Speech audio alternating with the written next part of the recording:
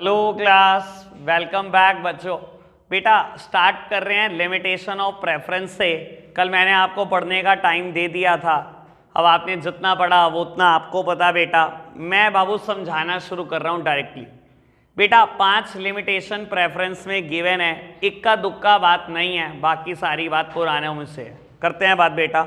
सबसे पहले first limitation कहता है preference share are not suitable for those investor who are willing to take risk and are interested in higher return। Sir ये बात बिल्कुल clear हो गई होगी 1 मिनट में। कहता है प्रेफरेंस शेयर उनके लिए अच्छे नहीं है जो रिस्क लेना चाहते हैं for the higher returns. Sir मतलब बात किसकी चल रही है? वो तो इक्विटी शेयर होते हैं ना बेटा, जिसमें आप रिस्क भी बहुत ज्यादा लेते हो और कमाई भी बहुत ज्यादा होती है। प्रेफरेंस शेयर में तो बेटा आप उम्मीद करो कि एक फिक्स्ड इनकम आपके घर आने वाली है, ठीक है ना जी। तो लिमिटेशन है बेटा, आपको कभी भी हायर रिटर्न्स नहीं मिल सकती। हायर रिटर्न के लिए एक ही चीज बनी है बेटा, इक्विटी। यहां तो बेटा आप फिक्स्ड प्रेफरेंस डिविडेंड की उम्मीद लेकर बैठो, बस और कुछ नहीं। सेकंड लिमिटेशन बेटा करेंगे बात 5 मिनट के बाद, पहले बाकी सारी लिमिटेशन की बात कर लेता हूं बेटा। थर्ड लिमिटेशन कहता है the rate of the dividend on a preference share is generally higher than the rate of interest on debenture. प्यारे बच्चों 1 मिनट के लिए मेरी तरफ देखना। अगर आपको याद हो ना, मैं हमेशा एग्जाम्पल ऐसे लिखता हूं 9% डिवेंचर 12% प्रेफरेंस शेयर कैपिटल। मैंने कभी भी बेटा प्रेफरेंस का रेट डिवेंचर से कम नहीं लिया। मेरी तरफ देख रहे हैं बेटा, बहुत आराम से मेरा एनालिसिस सुन लो इस बात पर। मैंने कभी भी ऐसा कोई रेट नहीं लिया बेटा जिसमें डिवेंचर का रेट ज्यादा हो प्रेफरेंस का कम। कहता है बेटा प्रेफरेंस का rate as compare to debenture हमेशा ही ज्यादा होगा, और रीजन आप सुन लेंगे बेटा। ऐसा क्यों? बेटा जिंदगी में एक प्रिंसिपल है, more the risk more the gain, less the risk less the gain. आप डिबेंचर होल्डर हो, कंपनी भूल जाओ बेटा, आप डिबेंचर होल्डर के एंगल से सोचो। You are a debenture holder. आप बेटा किसी रिस्क की पोजीशन में हैं? नहीं। आपको पता है मेरा इंटरेस्ट कंपनी नहीं रोक सकती एक दिन भी, एक दिन छोड़ो बेटा 1 मिनट भी नहीं रोक सकती। आपका प्रिंसिपल 1 मिनट नहीं रोका जा सकता बेटा। आप रिस्क नहीं ले रहे बेटा तो रिटर्न कमाने के हकदार भी नहीं। Less the risk less the return, इसलिए आपकी रिटर्न सबसे कम होती है। अगर आपने प्रेफरेंस से पैसा लिया बेटा एज कंपेयर टू डिवेंचर, आप ज्यादा रिस्क ले रहे हो। सर याद है मेरी कंपनी को लॉस हुआ, आज मुझे प्रेफरेंस के पैसे देने जरूरी हैं क्या? नहीं। क्या होगा बेटा? मैं अगले साल दे दूंगा क्यूमुलेट करके। इस साल जरूरी तो नहीं है ना बेटा। क्या प्रेफरेंस शेयर होल्डर को श्योरिटी होती है? वो ये कह सकते हैं मुझे अभी मिल जाएगा पैसा। सर ये श्योरिटी प्रेफरेंस को भी नहीं होती। तो क्या बेटा preference as compare to debenture ज्यादा रिस्क लेते हैं? बिल्कुल ज्यादा लेते हैं बेटा, और ज्यादा लेते हैं बेटा रिस्क तो रिटर्न भी ज्यादा मिलनी चाहिए। समझ आ गई होगी बात। अच्छा एक बात सोचो, मैं प्रेफरेंस पढ़ रहा हूं, ये बात मैं प्रेफरेंस में पढ़ा रहा हूं, ये प्रेफरेंस की लिमिटेशन है कि उनको ज्यादा मिलता है। कहां लिखी गई है? सर मैं वही बात बोल रहा हूं, कई बार ये बात कर देते हैं इन्वेस्टर के एंगल से, कई बार बात कर देते हैं कंपनी के एंगल से। तो बेटा अनसिस्टमैटिक है ये पूरे तरीके से, लेकिन मजबूरी है मेरी, ऐसे ही करना पड़ेगा बेटा आपको। क्योंकि देखो 11वीं क्लास में मैं आपकी कोई मदद नहीं कर पाऊंगा। टीचर कहता है यहां नहीं लिखा हुआ, मैं तो काटूंगा तेरा नंबर। 11वीं क्लास में आप उनके हिसाब से चलो, मैं समझा सब कुछ दूंगा बेटा, ठीक है ना। जैसे टीचर कहते हैं लिखो वैसे। 12th में हम बताएंगे बेटा हमने कैसे लिखना है, उनको छोड़ देना 12th में। क्लियर बात? फर्स्ट और थर्ड लिमिटेशन बिल्कुल ओके होगी बेटा। सेकंड मैंने अभी छोड़ी हुई है 5 मिनट के लिए। आगे बढ़ते हैं बेटा, बात करते हैं बाबू 4th लिमिटेशन की। कहता है as the dividend on these share is paid only when the company earns profit, there is no assured return for the investor, thus these share may not be very attractive to the investor. All clear बेटा? कहता है preference को dividend तभी मिलता है जब profit हो। Loss के केस में हम देते हैं प्रेफरेंस को डिविडेंड। सर लॉस के केस में बस एक बंदे को पैसे मिलते हैं, उसका नाम क्या है? डिवेंचर। डिवेंचर का इंटरेस्ट नहीं रोका जा सकता। मेरी कंपनी को लॉस है, डिवेंचर का इंटरेस्ट देना पड़ेगा बेटा, चाहे दोबारा लोन लेना पड़े, लेकिन प्रेफरेंस को मत दो बेटा। क्यों? अरे दे देना बेटा अगले साल क्यूमुलेट करके। क्लियर बात? लास्ट लिमिटेशन कहता है the dividend paid is not deductible from profit as expense, thus there is no tax saving as in the case of interest on loan. याद आ गई होगी बेटा मेरी बात, याद है बेटा?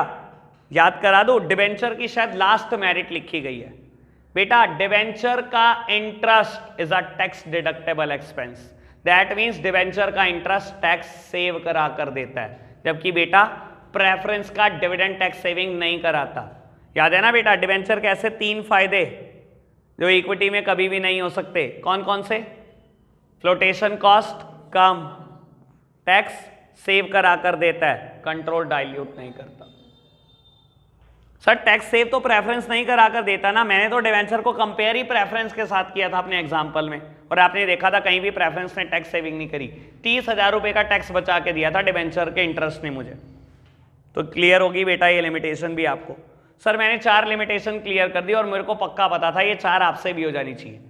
मेरा फोकस सेकंड पर है, ऑल्दो मैं मानता हूं अगर किसी ने ढंग से पढ़ा होगा, लिटरली नहीं पढ़ा होगा, तो बच्चा इसको कर सकता है। अब मैं बता देता हूं पढ़कर एक बार क्या लिखा है। Preference share dilute the claim of equity share holder over the asset of the company. बेटा जल्दबाजी मत करना, बच्चे के दिमाग में पता है क्या फतूर है कि ये लिखा हुआ है कि प्रेफरेंस वाले कंट्रोल डाइल्यूट कर देते हैं। बेटा पहली बात तो कंट्रोल की कहीं बात ही नहीं चल रही, डाइल्यूशन वर्ड देखकर पागल मत हो जाना।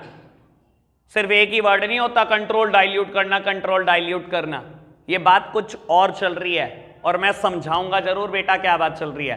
पहले एक बात बताओ, कंट्रोल कौन डाइल्यूट कर सकता है? सिर्फ इक्विटी। डिवेंचर कंट्रोल डाइल्यूट करता है? नहीं, ये डिवेंचर की मेरिट है। बेटा प्रेफरेंस कंट्रोल डाइल्यूट करता है? नहीं, ये प्रेफरेंस की कल मेरिट में पढ़ा दिया। तो ये किस डाइल्यूशन की बात चली है? क्या डाइल्यूट करने की बात कर रहा है? ये क्या डाइल्यूट करने की बात कर रहा है बेटा? कहता है ये इक्विटी का claim over the asset dilute करता है। मतलब आओ जी समझो जरा बेटा, कंपनी में पेमेंट बांटने का एक फिक्स सीक्वेंस है। सबसे पहले डिबेंचर का इंटरेस्ट, देन गवर्नमेंट के टैक्सेस, देन प्रेफरेंशियल कैपिटल का प्रेफरेंस डिविडेंड।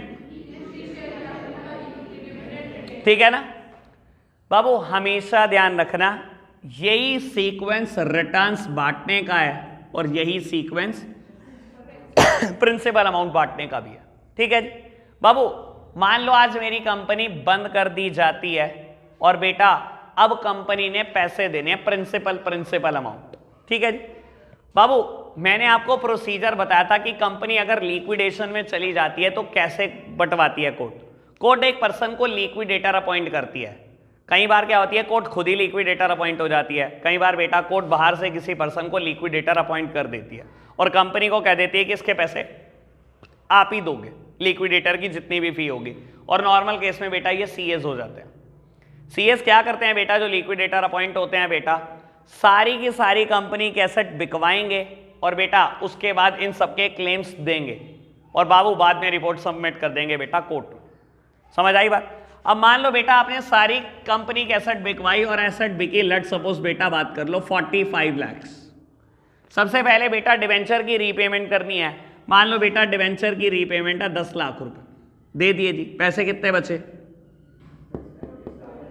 35 लाख।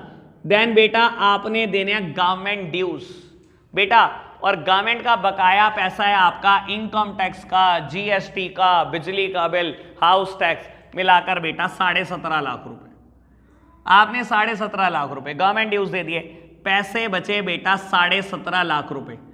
मेरा एग्जाम्पल वही चल रहा है, आपने प्रेफरेंस से भी 10 लाख ले रखे हैं बेटा, आपने प्रेफरेंस को 10 लाख रुपए दे दिए, पैसे बचे इक्विटी के लिए 7.5 लाख, जबकि मैंने इक्विटी से पैसे कितने लिए थे मेरे एग्जाम्पल में? 10 लाख। शुरू से यही बात चल रही है। सर इनको 10 लाख मिलेंगे क्या? पैसे कितने बचे? 7.5। इनको 7.5 में ही खुश होना पड़ेगा। और बेटा अगर मैं बोल दूं यहां पर ही पैसे बेटा 12.5 लाख बचते तो इक्विटी को 2.5 मिलता बेटा और कुछ नहीं। और अगर बेटा पैसा बचता ही ना तो सर इक्विटी को कुछ भी ना मिलता, कुछ भी ना मिलता इक्विटी को बेटा। इसीलिए तो इक्विटी सबसे ज्यादा रिस्क ले रहे हैं। हाँ बेटा तो नहीं बचा तो नहीं बचा, कुछ भी नहीं कर सकते, कंपनी इंसॉल्वेंट डिक्लेयर होगी। ठीक है ना। लो जी, अच्छा कभी ऐसा हो सकता है डिवेंचर के लिए पैसा ना बचे? यार ये चीज सोचनी पड़ेगी, अगर आप जितना अच्छा सोचोगे ना उतना मजा आएगा। ऐसा हो सकता है कि नहीं हो सकता? कभी नहीं हो सकता। क्यों? अरे डिवेंचर के लिए हमने उससे ज्यादा अमाउंट की एसेट गिरवी रखी हुई है, एसेट बिक जाएगी बेटा। डिवेंचर के पैसे तो रुक ही नहीं सकते बेटा, डिवेंचर कभी रिस्की पोजीशन में होता ही नहीं है, ध्यान रख लेना। ये तो बस मेयर मिथ है। अगर कोई आपको कह रहा है ना डिवेंचर का प्रिंसिपल रुक सकता है, इट इज मेयर मिथ, कभी रुक ही नहीं सकता बेटा डिवेंचर का पैसा।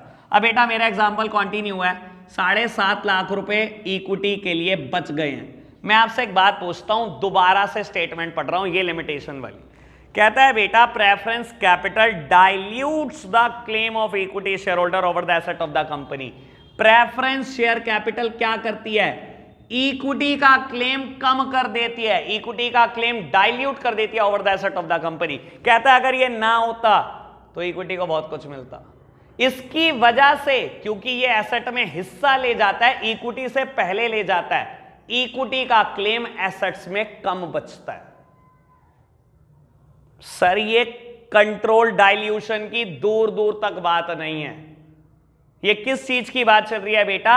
ये एसेट में इक्विटी को एसेट का कंट्रोल डाइल्यूट कर देता है, ये इक्विटी के लिए एसेट कम बचाता है बेटा, क्योंकि प्रेफरेंस के साथ गुण है प्रेफरेंस का, ये इक्विटी से पहले रीपेमेंट लेता हुआ चलता बनेगा बेटा, जिसकी वजह से इक्विटी के लिए एसेट कम बच जाएंगी। ये बात चल रही है बेटा, समझ आई लिमिटेशन? क्लियर? बढ़े बेटा आगे। बाबू नीचे ही बॉक्स में टॉपिक दिया गया है types of preference share, mark it as most important, especially Saraswati विहार।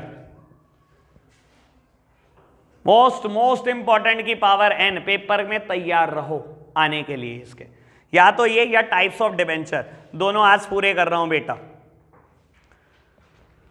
चलो जी समझना शुरू करेंगे बेटा।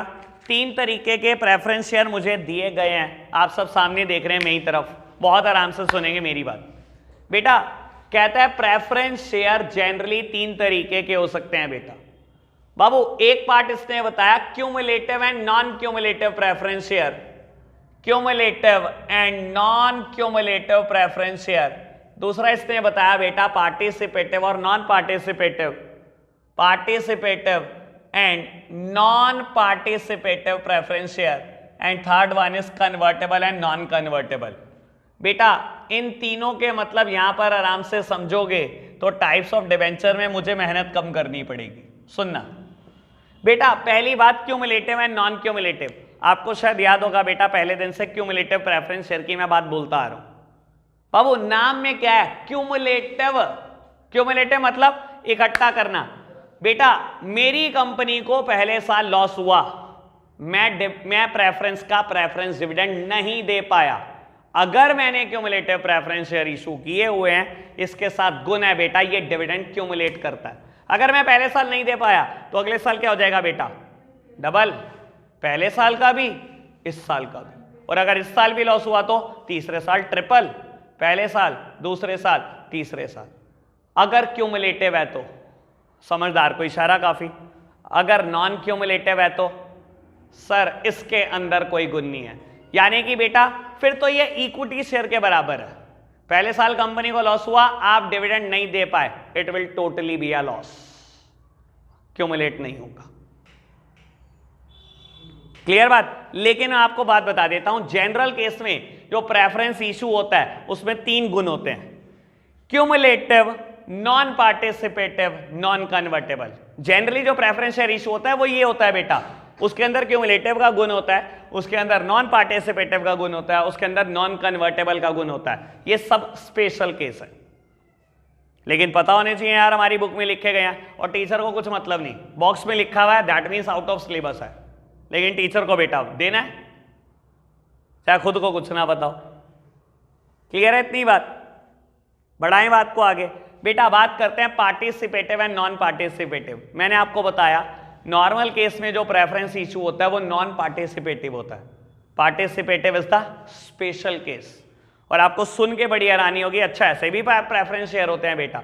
बाबू पार्टिसिपेटिव प्रेफरेंस शेयर क्या होते हैं बेटा? जो प्रॉफिट में पार्टिसिपेट करते हैं। क्या बोल रहा हूं मैं? प्रेफरेंस शेयर क्या प्रॉफिट में भी पार्टिसिपेट करते हैं? ये तो इक्विटी का फीचर नहीं होता बेटा। प्रेफरेंस को तो फिक्स्ड रेट ऑफ डिविडेंड मिलता है। सर ये special kind of preference share है जो क्या करते हैं बेटा, अपना फिक्स्ड रेट लेने के बाद जो कुछ बच जाता है बेटा प्रॉफिट में भी हिस्सा लेते हैं, जैसे इक्विटी शेयर लेते हैं। लेकिन अगेन क्या ये ऐसे सच में इशू होते हैं बेटा? नहीं, सिर्फ किताबी बात। क्लियर हुई बात? पार्टिसिपेटिव और नॉन पार्टिसिपेटिव। जनरल केस में जो प्रेफरेंस शेयर इशू होते हैं वो नॉन पार्टिसिपेटिव होते हैं। मतलब सर ये प्रॉफिट में पार्टिसिपेट नहीं करते, ये अपना फिक्स रेट ऑफ डिविडेंड देंगे, दैट्स इट, खत्म कहानी। Clear? Third one is convertible and non convertible. मैंने बता दिया जनरल केस क्या है, नॉन कन्वर्टेबल। और बेटा this is the special one, सुनना बेटा। नॉन कन्वर्टेबल प्रेफरेंस शेयर क्या होते हैं? जो किसी चीज में कन्वर्ट नहीं होते। मतलब आज आपने मेरी कंपनी को 10 लाख रुपए दिए ऑन 1 अप्रैल 21, मैंने प्रेफरेंस शेयर इशू करे 10 साल के लिए। 31 मार्च 2031 में क्या हो रहा होगा बेटा? मैं आपको 10 लाख रुपए वापस कर रहा हूं। मैंने बीच के 10 साल में आपको प्रेफरेंस डिविडेंड दिया होगा और जिस दिन मैच्योरिटी हो रही है बेटा, मैच्योरिटी में बेटा मैं आपको क्या कर रहा हूं, आपका प्रिंसिपल वापस कर रहा हूं। ये होते हैं नॉन कन्वर्टेबल। तो कन्वर्टेबल क्या चीज होती है? सुनना बहुत आराम से बेटा। कन्वर्टेबल प्रेफरेंस शेयर के पास एक ऑप्शन होता है अपॉन मैच्योरिटी, नाम है कन्वर्टेबल। मतलब किसी चीज में कन्वर्ट हो जाओ, इक्विटी शेयर यानी कि। और बेटा ये कंपनी जबरदस्ती नहीं कर सकती, it is the right of equity share holder. Right समझते हो ना? अधिकार है प्रेफरेंस शेयर होल्डर का, वो बताएंगे क्या चाहते हैं। अपॉन मैच्योरिटी आपको 2 ऑप्शन दिए जाते हैं। You are a preference share holder, आज मैच्योरिटी का दिन है और आप कन्वर्टेबल प्रेफरेंस शेयर हो, मैं आपको 2 ऑप्शन देता हूं। चाहे ले लो कैश अपना 10 लाख रुपए वापस, चाहे 10 लाख के बराबर मेरी कंपनी के इक्विटी शेयर ले लो, ये आपकी मर्जी है। कंपनी जबरदस्ती नहीं कर सकती। कन्वर्टेबल ये आपका राइट है, छीन नहीं सकता कोई आपसे अधिकार। आप चाहोगे तो कन्वर्ट हो जाएंगे, नहीं चाहोगे तो कैश मिल जाएगा। क्लियर बात? नॉन कन्वर्टेबल तो कभी कन्वर्ट ही नहीं होंगे, कैश ही मिलेगा। और नॉर्मल केस में क्या होता है बेटा? नॉन कन्वर्टेबल ही इशू होते हैं। ये तो स्पेशल वन केस है। क्लियर बात? एक एक्स्ट्रा बात जो किताब में नहीं लिखी हुई, मुझे समझानी है, आपको सोचने के लिए देनी है। अच्छा बहुत आराम से बात सोच के बताना, कन्वर्टेबल या नॉन कन्वर्टेबल प्रेफरेंस में से किसका डिविडेंड ज्यादा होता होगा?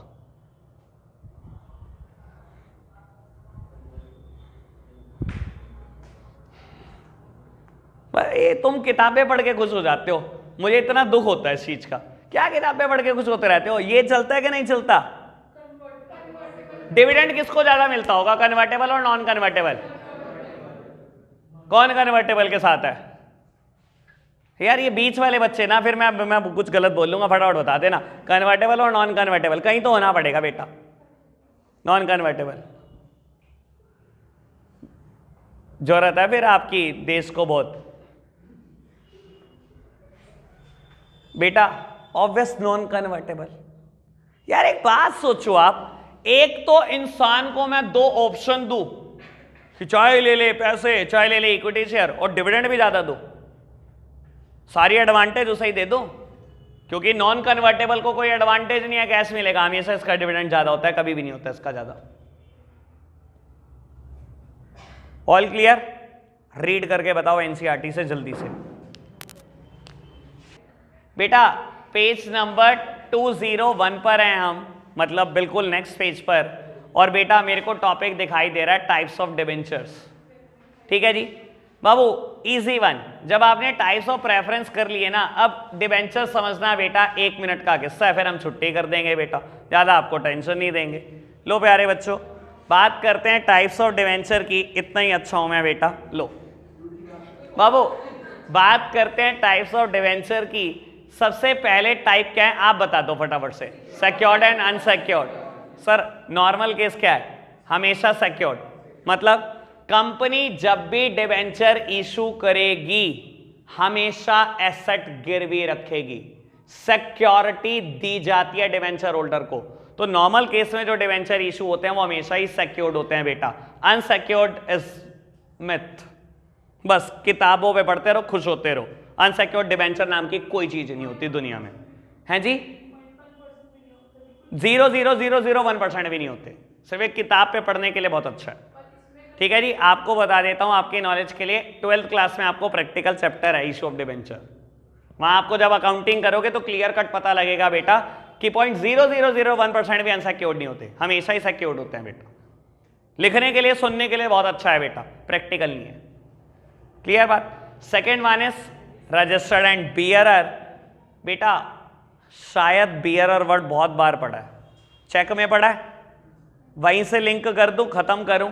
बेटा अगर मान लो मेरी कंपनी ने रजिस्टर्ड डिबेंचर बेचा वंश को, रजिस्टर्ड डिबेंचर, और चाहता है वंश बेचना इसको किसी को भी पर्सन को, लेट सपोज ईशान को, बेटा ये ट्रांसफर तो हो सकता है लेकिन बहुत सारी फॉर्मेलिटी के बाद। मतलब होगा क्या, मैं बता देता हूं क्या होगा।